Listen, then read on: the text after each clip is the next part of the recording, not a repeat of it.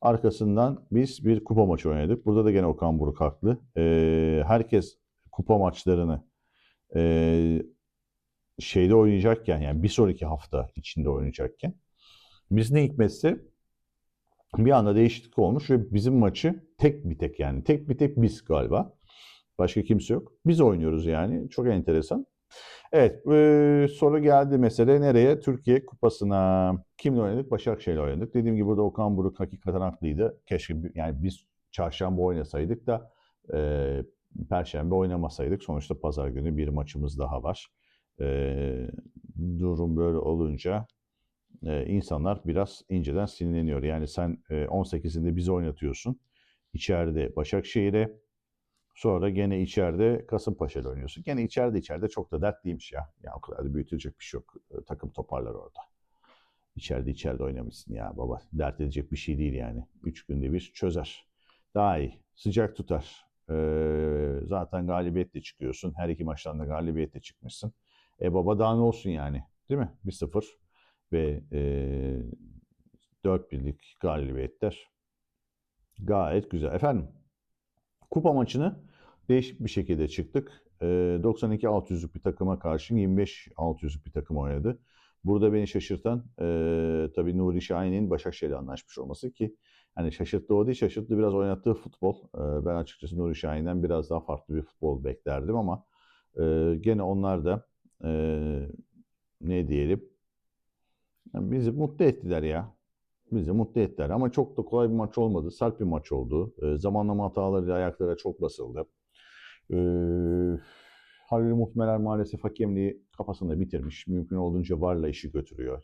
Adam meziyetini kaybetmiş. Ha diyeceksin ki ne meziyeti vardı da kaybetti. Daha iyi bir hakemdi bence. Değil mi? Halil Muhmeler, Hum.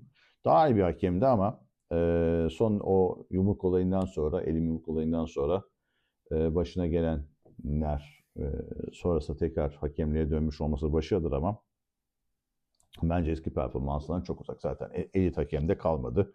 Bir tane elimizde bir var. Başka da birisi var mı çok bilmiyorum açıkçası ya. Yani geçmiş dönemlerde hakikaten çok iyi hakemlerimiz varken şimdi çok kötü hakemlerimiz var.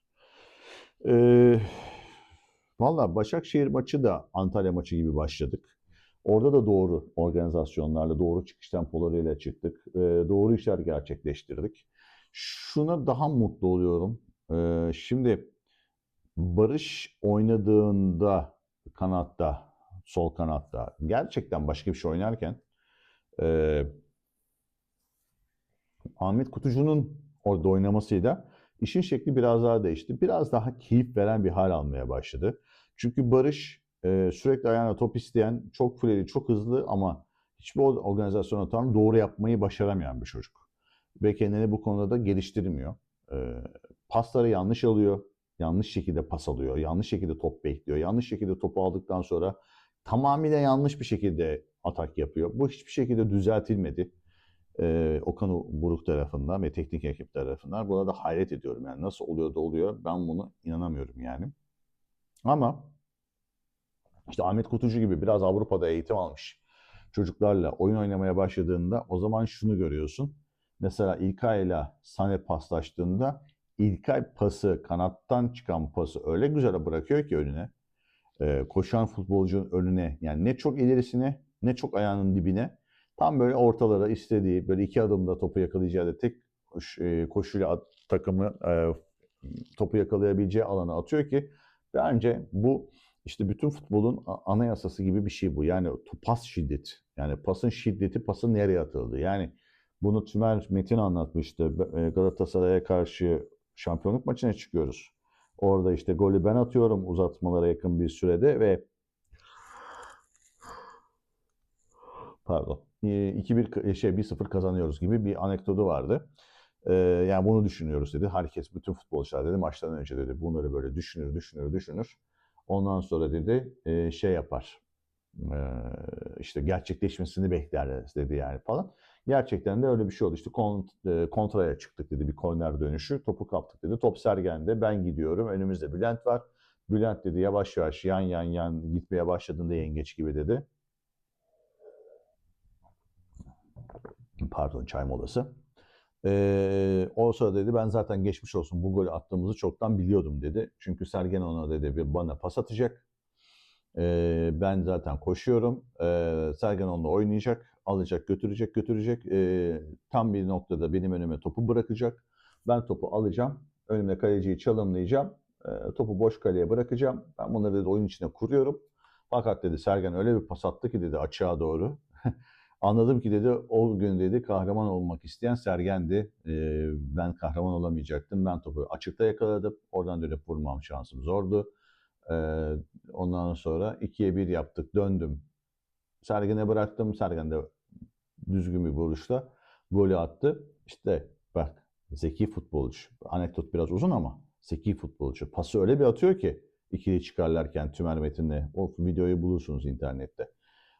Ee, Sergen Tümer'i sağa açıyor. Tümer topla açıkta buluşuyor. Gol yapılması gereken bir pozisyon. Tam vuruş açısı gibi yapıp Bülent üstüne çekiyor. Sergen'i boşa çıkartıyor. Sergen de boş kaleye gibi topu vurup golü atıp Beşiktaş'ı da şampiyon yapıyor. Sanırım Beşiktaş'ın ya da bizim 100. yılımızda 100. yılımızdı galiba. İki takımdan birinin 100. yılıydı. O seride bir tanesiydi yani. İşte böyle yani Ahmet de Sané de baktığımızda Yunus da orta alanda. Berkan da hiç sırıtmadı bence değil mi? Ben yanlış hatırlamıyorum. Pardon özür dilerim. Berkan oyuna sonradan girdi. Girmedi mi ya?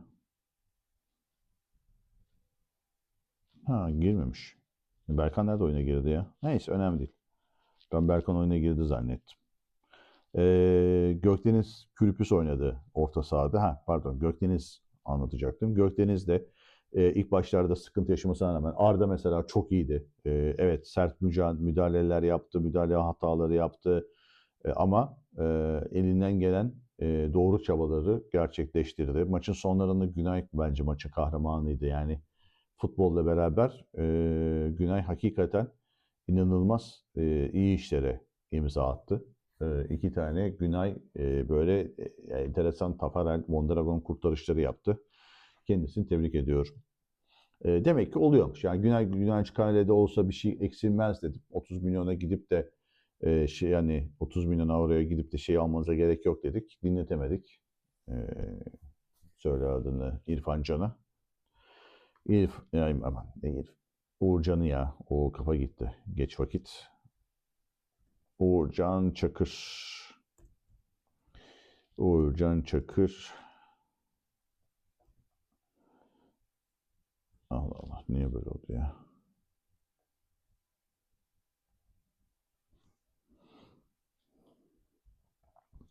Yani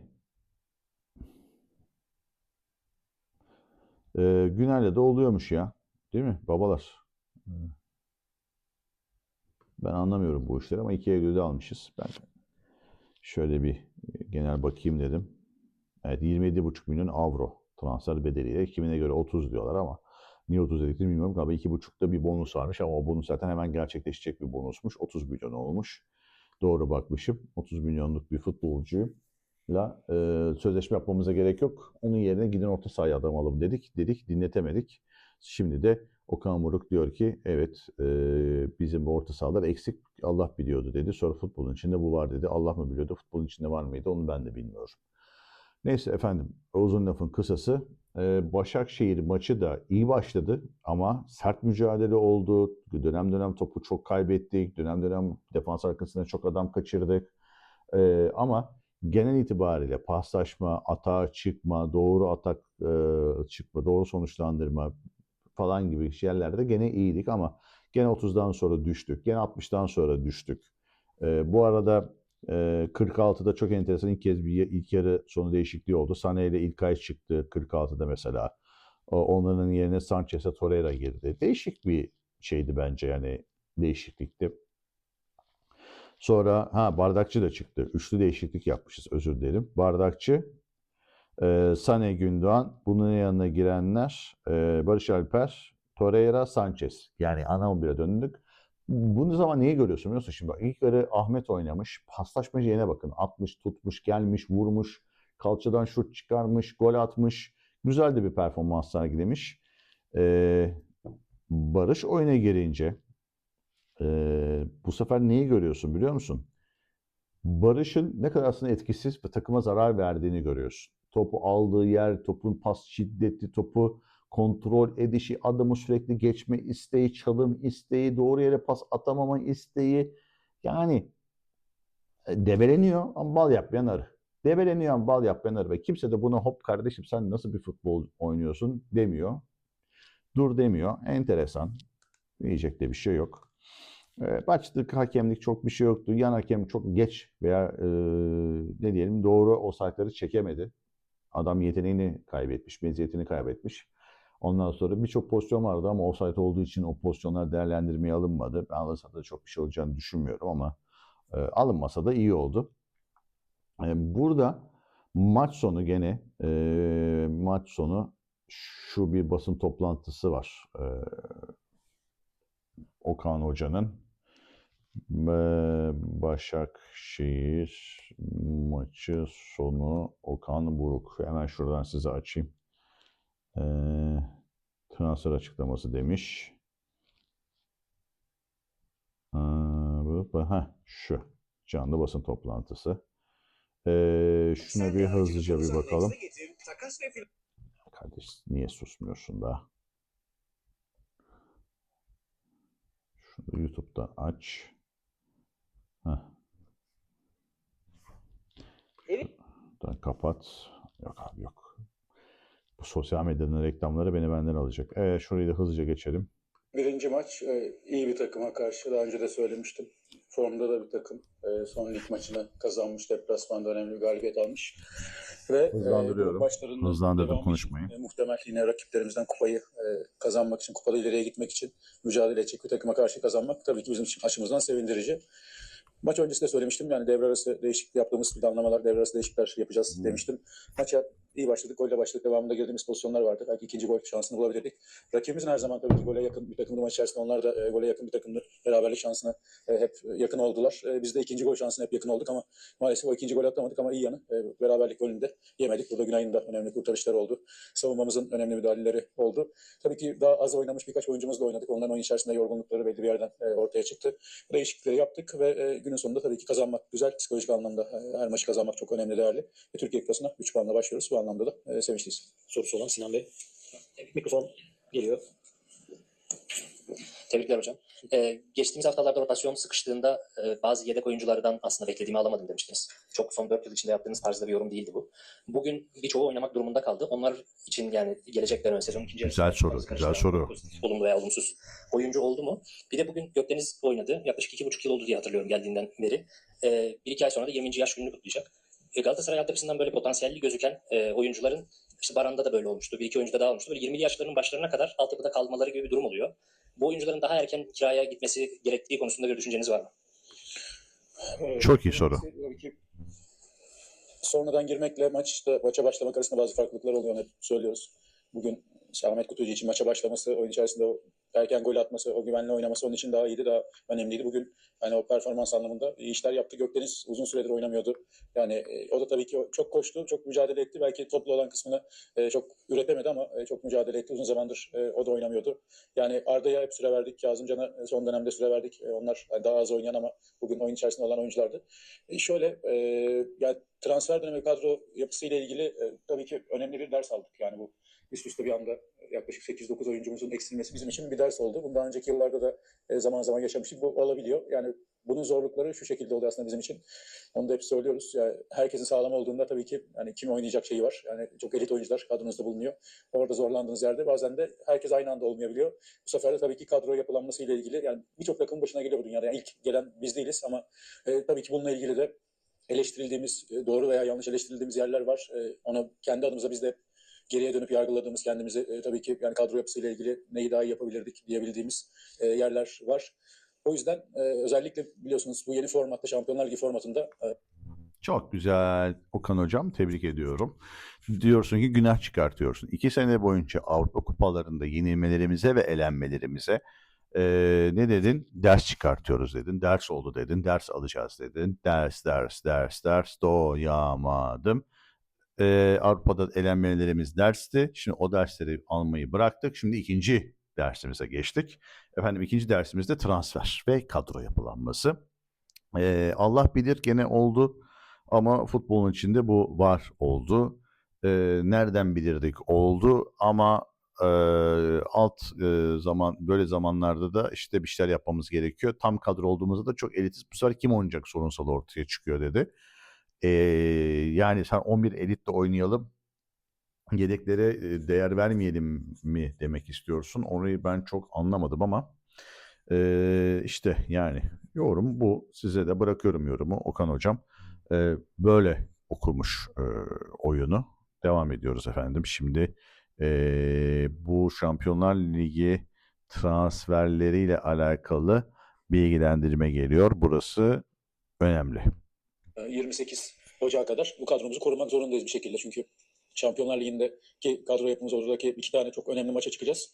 Bu kadro yapısını koruyarak oraya çıkmamız lazım. Ama onun içerisinde transfer dönemi başladıktan sonra bu transferleri yapmayı düşüneceğiz. Ama orada oynatamadığımız için bu transferleri bir bakımdan da Şampiyonlar Yani diyor ki 28 Ocağı kadar diyor transfer yaparsam ben o futbolcuları Şampiyonlar Ligi'ne kadrosuna yazamayacağım için e, bu adamlarla transfer etmemiz bir fayda sağlamayacaktır Şampiyonlar Ligi için diyor. Ha benden birileri gitmek isterse de ben onları gönderemem. Çünkü bu sefer de Şampiyonlar Ligi kadrosuna eksik çıkma durumu olabilir. Çünkü onları ben bildirdiğim için Şampiyonlar Ligi'ne esami listesine. Şimdi onlar da satılırsa ben gene sıkıntı yaşarım. O yüzden benden 28 Ocağı kadar o gelsin bu gitsin beklemeyin diyor kabaca. Anlatabiliyor muyum? Biraz açıklayayım dedim. Ligi kadrosunda kim olacak? Onunla ilgili karar vermemiz gerekiyor. Yani sizin söylediğiniz gibi oyuncularla ilgili vereceğimiz kararlar artık yani Ocak 28'i bulması gerekiyor. O Şampiyonlar Ligi'ndeki o sayımızın tutabilmemiz için. Birçok takım da bunu söylüyor aslında. Bu transfer döneminde sorduğunuz oyuncular, bazen oyuncularla görüşüyorsunuz. Takımlar şunu söylüyor. Biz diyor 28 Ocağı kadar beklemek zorundayız çünkü Şampiyonlar Ligi var. O yüzden böyle bir Şampiyonlar Ligi'nin aslında yeni formatın bence en zayıf yeri, hani en sıkıntılı yeri. Oyuncu yazamıyorsunuz. En azından belki bir tane oyuncu oraya yazabilirdiniz. Öyle bir şans kulüplere verilebilirdi. Belki önümüzdeki sene tartışılacak konulardan biri olabilir Şampiyonlar Ligi formatı ile ilgili. Onun dışında genç oyuncuların tabii ki yani oynama geçişteki problemlerin nedeni belli. Yani bu çok gizli bir şey değil veya hani bütün dünyanın uyguladığı tek bir şey var. İkinci takımlar. Yani biz kiraya verdiğimiz oyunculardan hiçbir şekilde hiçbir yerden faydalanamadık. Yani eskiden belki tek tük örnekler verebiliriz. Yani belki 2 tane 3 tane kiraya verip çok güçlü dönen oyuncu söyleyebiliriz ama genel olarak yani burada %80 %90 giden oyuncular daha da kötü bir şekilde geri dönüyorlar. Çünkü sizin kontrolünüzde değil. Gittiği takımlarda bazen süre bulamıyorlar. Bazen dediğim gibi şartlar farklı. Yani her şey farklı. Aynı oyun oynamıyorsunuz. Aynı antrenmanı yapmıyorsunuz. O yüzden acilen ben Türkiye Futbol Federasyonu'ndan buradan tekrar sizin sorunuzun arkasından dile getireyim.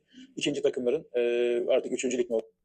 Dur. Buraya girmeyelim. Ne dedi? Bak şurası çok güzel. O yüzden acilen ben Türkiye Futbol Federasyonu denen oyuncu söyleyebiliriz ama genel olarak yani burada %80 %90 giden oyuncular daha da kötü bir şekilde geri dönüyorlar. Çünkü sizin kontrolünüzde değil. Gittiği takımlarda bazen süre bulamıyorlar. Bazen dediğim gibi şartlar farklı. Yani her şey farklı. Aynı oyun oynamıyorsunuz. Aynı antrenmanı yapmıyorsunuz. O yüzden acilen ben Türkiye Futbol Federasyonu'ndan buradan tekrar sizin sorunuzun arkasından dile getireyim. İkinci takımların artık üçüncülük mü olur, ikincilik mi olur? Buralardan lige girip başlaması ve kontrolünüzde olan. Yani bunu yapmak Ne güzel söylemiş bir şair. Ah, ben bunu 10 senedir söylüyorum. 10. Clubhouse'da söyledim, Twitter'da söyledim, Space odalarında söyledim, arkadaş ortamlarında söyledim, yönetime söyledim, yönetimlerin önde gelen isimlerine söyledim, teknik adamlarına söyledim.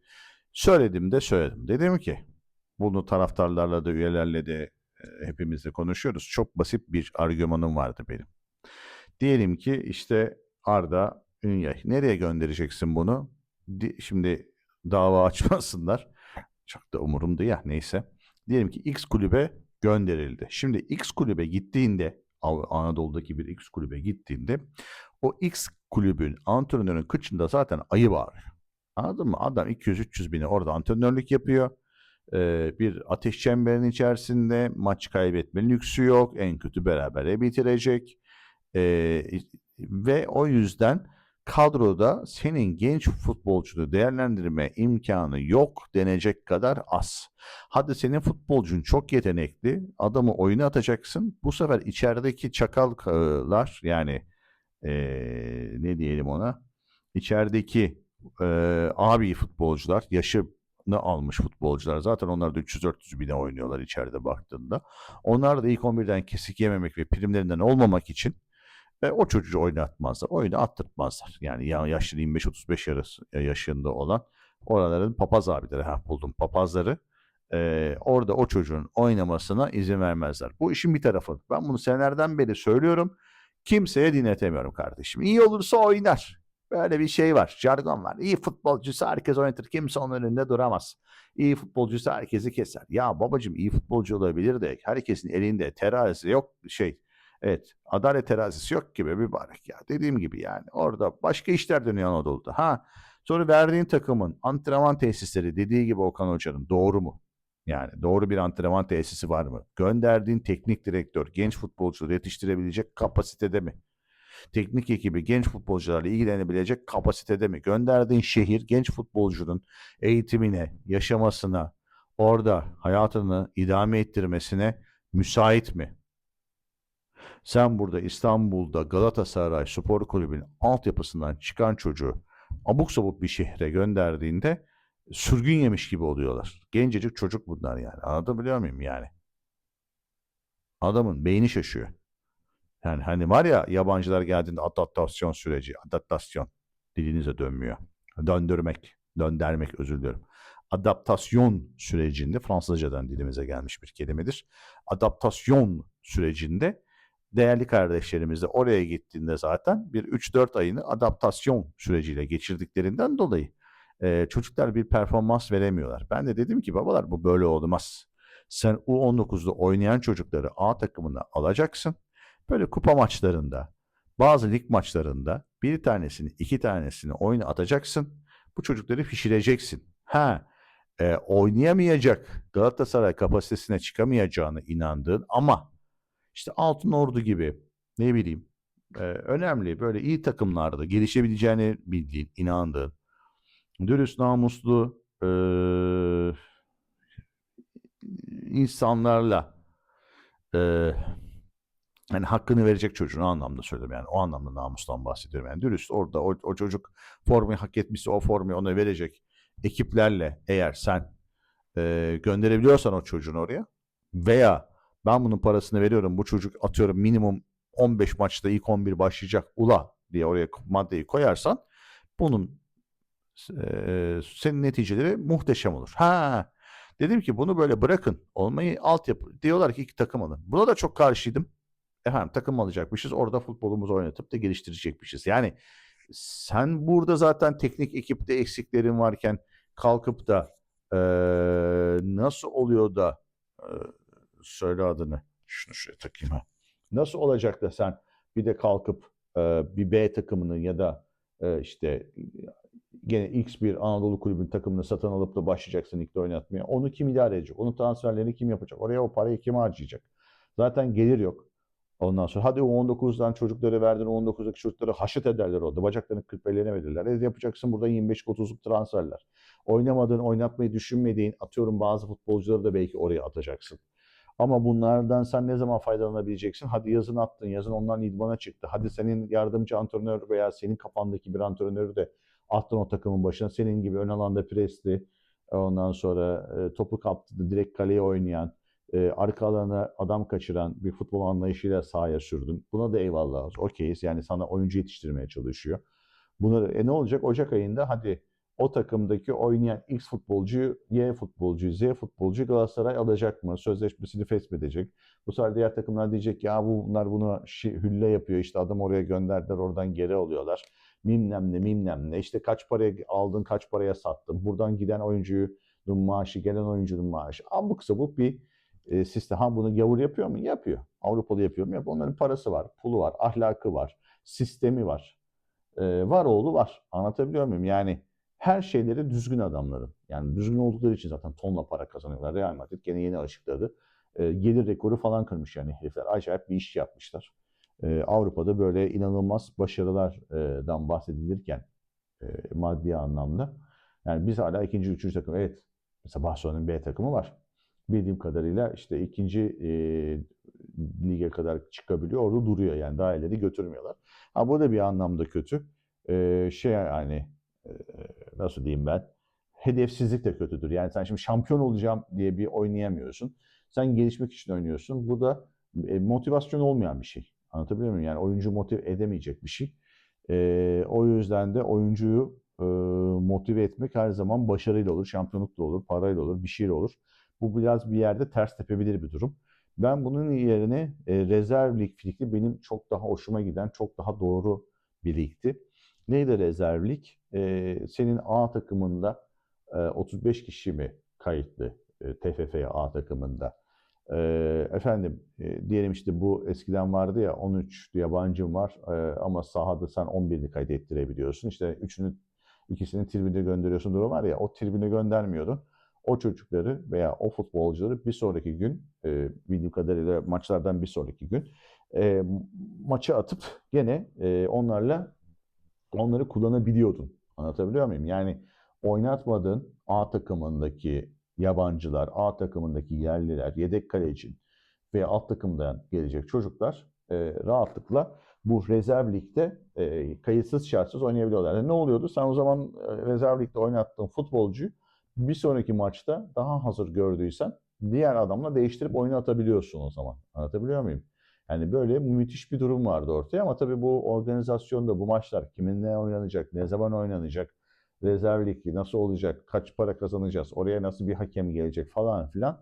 Bu böyle bir saçma bir durum vardı. İddia olmayacağı için bence orada şampiyonluk da çok önemli olmayacağı için olmamalıydı da zaten rezerv lig adı üstünde. Yani orada futbolcular eğlensin dedi. Yani futbolcularını sen doğru kullan. İşte bu elit futbolcuların hepsini atamıyorsun ya bir kısmını da orada atalım falan filan durumu.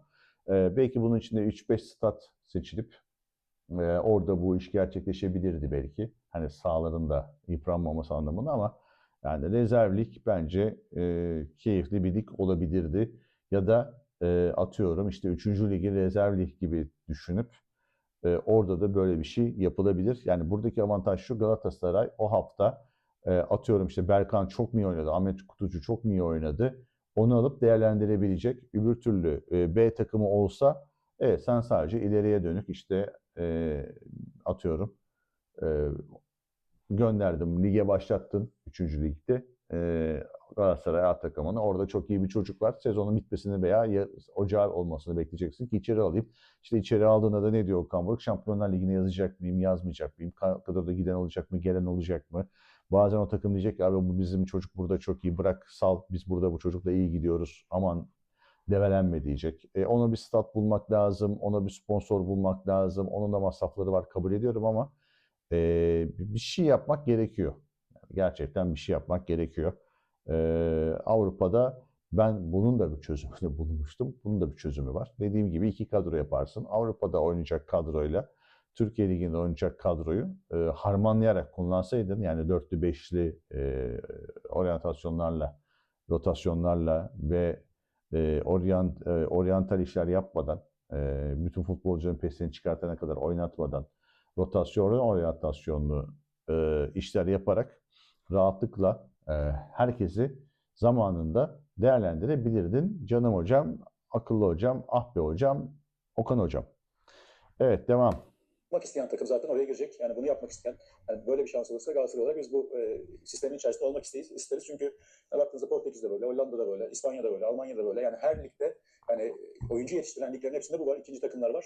Buna da bence bir an önce, yani bu milat da olur bence. Bunu yapan federasyon başkanı da bence bir 10 sene sonra, 5 sene sonra, 10 sene sonra bunu yapan adam olarak hatırlanır. O yüzden buradan bir tavsiye olarak tekrar bunu söylemek istiyorum. Gençlerle ilgili soru sorduğu için güzel bir soruydu ama bu geçişi biz kiralığa gönderdiğimiz o yüzden geri dönüşünde olumlu olarak görmüyoruz. Hasan Hüseyin Bey. Hasan Hüseyin Halimoğlu. Hocam öncelikle tebrikler maçta galibiyet için. Ben Gabriel Sara üzerinde bir soru yöneltmek istiyorum. Esasında Gabriel Sara sakatlıktan döndü. Eski performansını vermiyor. Onu vermiyor, bunu vermiyor. Hep söylüyorum. Adam İngiltere'den getirdin. Herif iyi, kötü bir sistem takımı futbolcusuydu. Brezilyalıydı, yetenekliydi. Şutları vardı, golleri vardı, ortaları vardı, asistleri vardı.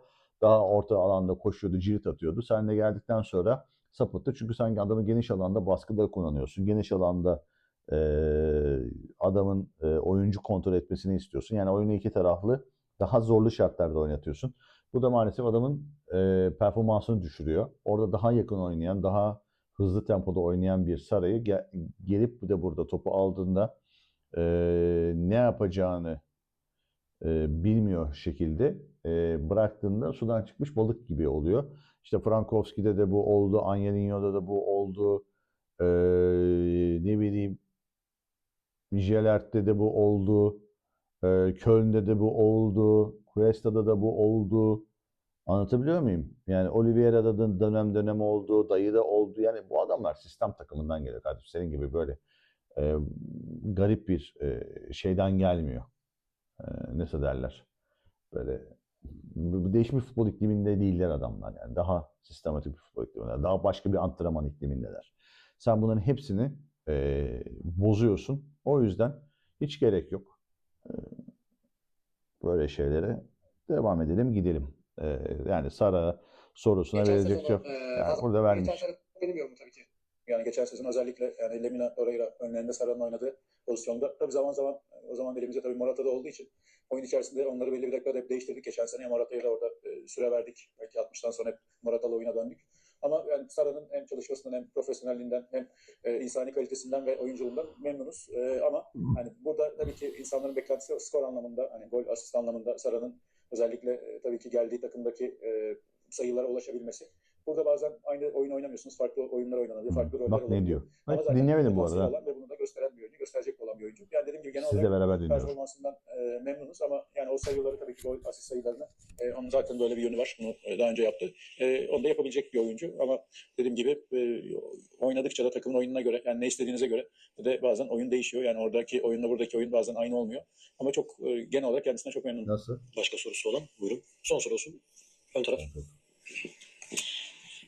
Habib Can Yıldırım. Hocam öncelikle tebrik ederim. Teşekkür ederim. Gençlerin yanı sıra aynı zamanda Ahmet Kutucu da maç içerisinde oldukça iyi reaksiyon gösterdi, iyi mücadele etti. Son zamanlarda kendisinin sosyal medyada özellikle çok fazla transfer dedikodusu döndü. Bu konuyla alakalı neler söylersiniz? Teşekkürler.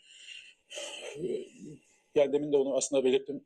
Şampiyonlar Ligi'nin 2 tane maçının sonuna kadar kadromuzla ilgili oyuncuları elimizde tutup bunlarla ilgili karar vermemiz gerekiyor.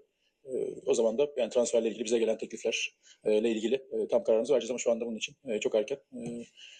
Yani o lafı gelmişken onu da belirtmek lazım. Bazen oyuncularımızın yani sosyal medyada üzerine çok fazla gidildiğini de görüyorum. O yüzden tabii ki hepsi Doğru. iyi niyetli bir şeyler yapmaya çalışıyor. Ahmet de bugün aldığı süre boyunca saha içerisinde çok çalıştı, çok mücadele etti. Bir de gol attı. Ben de Ahmet'i özellikle gole çok sevindim. Ahmet attığı için daha çok sevindim. İnşallah bundan sonra aynı şekilde devam eder. Teşekkür ediyoruz. Sadece. Evet, ben de aynı fikirdeyim. İnşallah devam eder. Ben de Ahmet Kutucu'dan ilk başlarda umutsuzdum ama dediğim gibi o da bir Arda futbolundan, Alman futbolundan gelmeyen bir çocuk. Daha iyi olacağını düşünüyorum. Bu arada Fenerbahçe Spor Kulübü Başkanı Türkiye dönüş yapmış. Apar topar bulunduğu ülkeden anladığım kadarıyla ifade vermek için gelmiş. Bu da yani enteresan durumlar bu ülkede vallahi ben anlamıyorum ya. Neyse. Dediğim gibi Okan Buruk'un da maç sonu şeyi böyleydi. Tabii orada beni şaşırtan ders alacağız. Allah'ın işi. Oluyor böyle futbolda falanlar filanlar. Gene 28 Ocağı kadar transfer olmayacak demeler.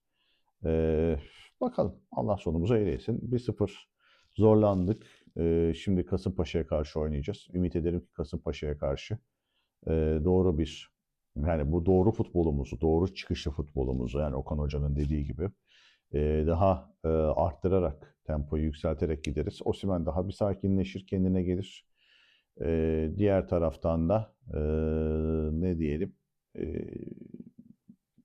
hakemleri etkisinde olmadan, çok hakemlerle şey yapmadan, gençleri gene oynayarak, gene kazanarak, ikinci yarılarda oynatarak onların devam etmesi, oynayarak devam etmesi çok önemli. Ben bir Hakan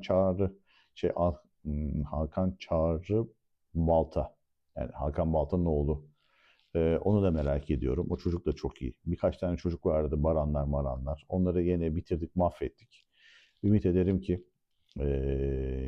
bundan sonraki çocuklar daha fazla süre bulurlar ama maalesef bu çocukların bu kadar yuhalanmasının bir diğer sebebi de Okan Buruk'un ilk geldiği sezonun hazırlık maçlarının bir tanesinde bir anda takımı U19'a neredeyse çevirip bir yabancı takıma karşı onları yani taraftara ve yönetime benden U19'dan bir şey beklemeyin, bu adamlardan bir şey beklemeyin gibi bir gösterişte o maçı 3-1 öndeydik de 4-3 mü kaybettik?